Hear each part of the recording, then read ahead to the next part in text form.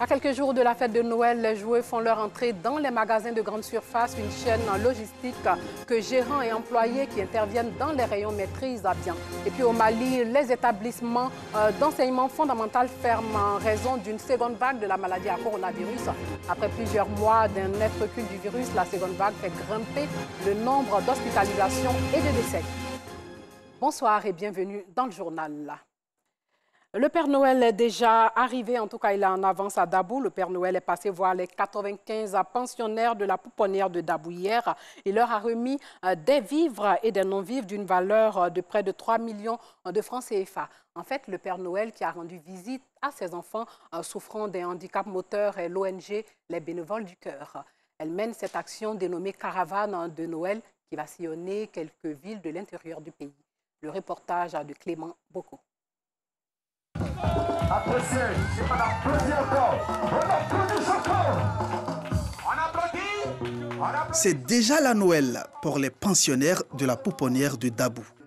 Le Père Noël offre à chacun des enfants un cadeau, une joie que l'on peut apercevoir dans le regard de ces enfants fragilisés par leur handicap. La pouponnière de Dabou est un établissement public de protection de remplacement qui, depuis le 17 avril 2015, accueille les enfants abandonnés et porteurs de handicap. Alors la mission de cette structure est d'accueillir les enfants et de leur assurer une prise en charge au plan nutritionnel, au plan éducatif, au plan sanitaire. Je voudrais donc profiter de votre micro pour lancer un appel à toutes les personnes qui nous regardent pour leur dire d'avoir toujours une pensée pour tous les enfants en général abandonnés et particulièrement ceux de la pouponnière de Dabou qui sont des enfants particuliers parce qu'ils sont tous abandonnés et porteurs de handicap. Cette action caritative, baptisée Caravane de Noël, est une initiative de l'ONG Les Bénévoles du Cœur qui fait, en plus des cadeaux, un don de vivres et de non-vivres d'une valeur de 3 millions de francs CFA à la pouponnière de Dabou. Les dons sont composés de couches, de pâtes alimentaires, du riz, des matelas, des savons. Dabou a connu quand même un peu de mouvement ces temps-ci et donc nous avons déposé notre valise ici à Dabou pour essayer quand même d'apporter un peu de joie. La caravane de Noël va faire encore des heureux ce samedi 19 décembre. Ce sera à la pouponnière d'Adiaki. Avant de revenir à Noël, parlons d'agriculture familiale qui est au cœur d'un atelier de réflexion organisé par l'INADES Formation en partenariat avec la plateforme d'action nationale pour l'agriculture familiale. L'idée, définir la feuille de route de l'élaboration du plan d'action national de la décennie 2019-2028. L'atelier a réuni une cinquantaine de producteurs agricoles. Antoine Bassa. Ils sont venus de toute la Côte d'Ivoire pour réfléchir à l'avenir de l'agriculture familiale. L'initiative est de l'INADES Formation en collaboration avec la plateforme d'action nationale pour l'agriculture familiale.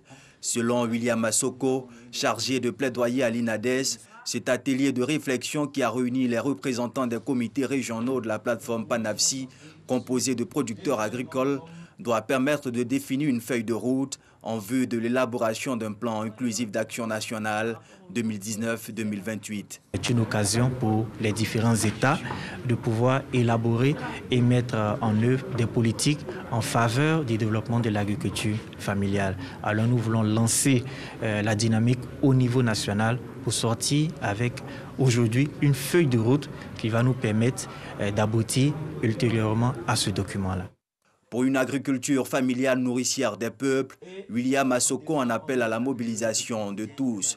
Nous attendons aujourd'hui l'implication de tous, puisque c'est vrai, l'Assemblée générale a adopté, la FAO et le FIDA sont chargés dans le pays de l'implémentation de la décennie. Bien sûr, pas en vase clos, c'est avec les gouvernements, la société civile, dont la PANAFSI, nous devons collaborer ensemble pour élaborer ce document qui sera bien sûr validé par les instances au niveau gouvernemental. À en croire Léopold Dibi, président de la plateforme d'action nationale pour l'agriculture familiale, l'agriculture familiale est l'un des piliers majeurs de la croissance en Côte d'Ivoire. Cette agriculture familiale, c'est elle qui assure la performance de l'agriculture ivoirienne. Au niveau du café, du cacao et tout. C'est elle qui constitue l'élément de base de toute notre agriculture. Pratiquement, c'est l'agriculture familiale qui permet à la Côte d'Ivoire d'avoir ces grands bénéfices et ces grandes performances. Et en même temps, comme c'est une agriculture qui est liée à la famille, elle nourrit toute la famille. Garante de l'accès à la nourriture, l'agriculture familiale permet aux paysans d'assurer l'alimentation de tous. Pour cette décennie 2019-2028, la mission, selon les organisateurs de l'atelier, est de relever le défi de l'autosuffisance en riz de la Côte d'Ivoire. À l'approche des fêtes de fin d'année, c'est la ruée vers les cadeaux. Noël pour les tout-petits ne laisse aucun répit aux gérants et aux employés qui interviennent dans les rayons. Il faut approvisionner magasins et grandes surfaces en jouets et autres gadgets. Une tâche pas facile. À une semaine donc de la fête de Noël, Joël Gosset s'est rendu dans des grandes surfaces pour comprendre la grande machine déployée par propriétaires et gérants pour satisfaire la clientèle. Elle nous explique dans ce reportage comment se fait l'approvisionnement de ces lieux qui enchantent les tout-petits. Les fêtes de fin d'année approchent à grands pas. Tous les mois de décembre, voire même novembre, les populations abidjanaises se ruent vers les espaces de décoration et vente de jouets. Commune de Cocody, ce magasin situé à la Riviera 2 ne désemplit pas. Waouh, c'est beau, très bien décoré. Bâti sur une superficie de 5000 m², le magasin a reçu 5000 différents modèles de jouets. Pour le gérant, les fêtes de fin d'année doivent être des moments exceptionnels. Il y a l'ambiance, la musique, les clients viennent même. Quand les clients viennent, ils rentrent dans le magasin, ils dansent, ils chantent, ils sont contents en fait. Benjamin et Maïva, employés de cette grande surface, interviennent dans les rayons. Ce sont des guides sûrs pour la clientèle. Généralement, ce sont les luminaires, les boules et puis quelques guirlandes. Il y a aussi les décorations, comme ce genre de déco-là, les serres. Oui, il y a les serres aussi qui sortent beaucoup.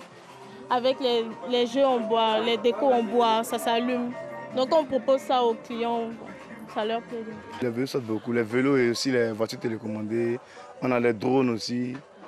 On a plein de petits trucs, on a des chemins de rails. On a des jouets pour tout âge, quoi. Les fêtes de fin d'année sont des périodes d'affluence. Tous les produits attisent la convoitise. Pendant que certains clients très prévoyants s'aventurent déjà dans les rayons de décoration, d'autres s'activent en coulisses, déballent et mettent en rayon des montagnes de jouets.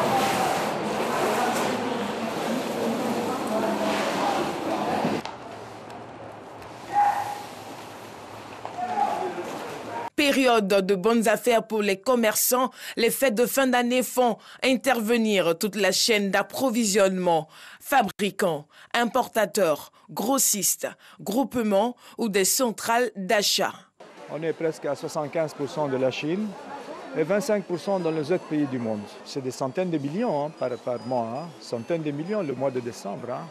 Pour cette année particulièrement difficile à cause de la pandémie à Covid-19, ces fêtes de fin d'année seront une occasion pour les commerçants de se refaire une santé financière. Dans les rayons, l'on s'attelle à bien achalander les étagères pour plonger les visiteurs dans une fabrique de rêves, une machine à cadeaux, déception et un moment magique qui jamais ne s'arrête. Des moments magiques sans paix, ce n'est pas du tout possible. Des élèves sensibilisés donc à la paix et à la cohésion. Ils ont participé à un concours de fresques murales sur la paix et le vivre ensemble, financé par l'Union européenne. La cérémonie de récompense du concours a été organisée par l'association Coginta en partenariat avec la Commission nationale de lutte contre la prolifération et la circulation illicite des armes légères et des petits calibres au lycée municipal de la commune de Port-Boué. Konepa Gassoro, Demadongi. Oui à la paix, alerte non aux armes, non à la violence. Des messages que l'on peut lire sur ces fresques murales. Une œuvre des élèves du lycée municipal de Port-Boué, des lycées 1 et 2 d'Abobo et du lycée d'Atekoubé. Ces fresques qui véhiculent des messages de paix et de cohésion ont été présentées par les élèves à l'occasion de la cérémonie des récompenses du concours de la fresque murale organisée par l'association Cogenta Côte d'Ivoire en partenariat avec la Commission nationale de lutte contre la prolifération et la circulation illicite des armes légères et des petits calibres. Objectif, Mettre les élèves au centre de l'activité en vue de les impliquer aux différentes campagnes de sensibilisation à la paix et à la cohésion dans les établissements scolaires. Pour les organisateurs, les élèves doivent être des ambassadeurs de paix et de non-violence, donc des acteurs de sensibilisation et non des spectateurs. Les jeunes, c'est une population vulnérable, mais c'est eux qui construisent l'avenir. Et c'est eux qui ont des choses à dire.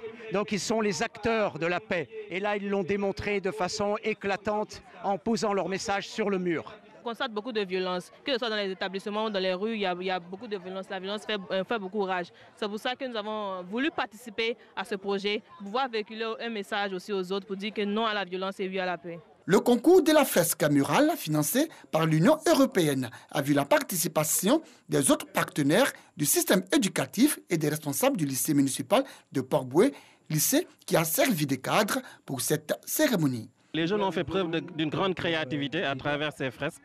Je pense que les messages qui sont passés sont des messages très forts qui doivent être donc divulgués, partagés, pas uniquement au sein de ces établissements, mais également à travers tous les établissements du pays. À l'issue du concours, les élèves ont été récompensés pour la qualité de leur travail et pour les messages de paix véhiculés. Ils ont reçu des kits scolaires et de nombreux autres présents. Après la tenue de la 8e édition du festival hip-hop Enjaillement, l'heure est au bilan. L'artiste Nash, commissaire général du festival, était face à la presse dans les locaux de l'Organisation des Nations Unies pour l'enfance. C'était à la Riviera Palmeraie dans la commune de Cocody. Cette plateforme culturelle de jeunes talents a permis de sensibiliser plus de 2500 jeunes sur la non-violence. Nous Sangaré, Antoine Bassa. Occuper sainement les jeunes par le divertissement, mais aussi les aider à être des modèles dans la communauté, c'est tout le sens de la 8e édition du festival hip-hop Enjaillement. Une édition qui a permis de sensibiliser plus de 2500 couches vulnérables sur la non-violence dans 6 villes du pays, Man, Daloa, Boisflé, Yamoussoukro et Abidjan. À l'heure du bilan, le commissaire général du festival dresse un tableau positif. Par rapport à la violence électorale, c'est passé pendant la période, c'était important pour nous d'aller dans les villes comme Yamoussoukro. Plusieurs jeunes ont été sensibilisés sur la non-violence, la paix, sur la cohésion sociale. Près de 22 jeunes qui ont été bénéficiaires de financement au niveau du festival. Un bilan rendu possible grâce à l'appui de l'UNICEF, Fonds des Nations Unies pour l'enfance. Avec notre ambassadrice Nash qui a ce contact privilégié là avec les jeunes en parlant le Nushi, en ayant une histoire à laquelle ils s'identifient. Ça a permis d'aller vers eux, ça a permis de créer une plateforme de dialogue plutôt que d'aller vers la violence. Pour chaque enfant et chaque jeune, une vie sans violence, c'est le thème de la 8e édition du festival hip-hop Enjaillement qui a connu son apothéose le 28 octobre dernier. Le reportage de nous Sangaré était commenté par Paga Sorokone Demadongui. Loin de chez nous, au Mali, les établissements d'enseignement fondamental ferment en raison d'une seconde vague de la maladie à coronavirus. Après plusieurs mois d'un net recul du virus, la seconde vague fait grimper le nombre d'hospitalisations au centre de prise en charge des malades de la COVID-19 de l'hôpital du Mali. Les bancs des visiteurs ne désemplissent pas. Au Mali, après plusieurs mois d'un net recul du virus, la seconde vague agit sur les établissements. Le Mali, à l'instar des autres pays du monde, est confronté depuis ce mois de décembre 2020 à une recrudescence de la pandémie de Covid-19. Cette pandémie a entraîné de graves perturbations dans tous les domaines de la vie nationale et a conduit le gouvernement à instaurer l'état d'urgence sanitaire sur l'ensemble du territoire. Par conséquent, des mesures préventives ont été prises pour éviter ou réduire la propagation de la pandémie, parmi lesquelles la fermeture des écoles. Cette fermeture a touché plusieurs structures d'éducation et de formation du ministère de l'Éducation nationale et de l'alphabétisation. Cette explosion de cas est la résultante du relâchement total par les citoyens des mesures barrières dans les marchés, les transports urbains, les établissements scolaires et les lieux de culte. Coronavirus qui continue de faire des victimes. Le président français Emmanuel Macron a été testé positif au Covid-19. Il avait présenté plusieurs symptômes. Le chef de l'État français va désormais s'isoler pendant 7 jours. De nombreux autres responsables politiques nationaux et internationaux se sont immédiatement placés à l'isolement après des contacts avec lui, dont les premiers ministres français, espagnols et portugais. Mais Brigitte Macron, son épouse, a été testée négative mardi. Macron devait se rendre au Liban mardi et mercredi prochain, un déplacement qui est évidemment annulé. Voilà, c'est la fin de ce journal. Merci de l'avoir suivi et surtout, portez-vous bien.